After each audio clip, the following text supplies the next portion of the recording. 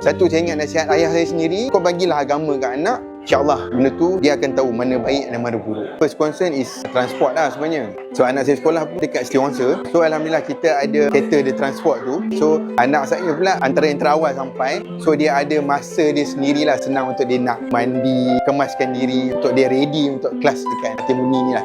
Lagi satu kalau boleh saya kongsikan ni, suasana dalam kelas. Kita ada tengok Ustaz Remy ada bawa masa kita sesi register dulu. Dia tengok, dan bila anak saya sendiri dah join balik, dia bercerita dengan dia cakap best, harmoni, guru-guru semua, ustaz dan ustazah banyak membantulah. Alhamdulillah, saya syukur sangat sebenarnya. Dari segi improvement tu, Alhamdulillah saya boleh nampak banyak. Satu yang paling ketara, bila dia boleh balik rumah, dia boleh bercerita balik apa yang dia belajar kat kelas. So bila ada waktu time dengan family tu, dengan saya ataupun dengan mak dia akan bercerita. First, kita punya impression lah. Saya tengok banyak aktiviti untuk kecemerlangan pelajar. Banyak macam ada aktiviti untuk Al-Quran, persediaan untuk UPKK.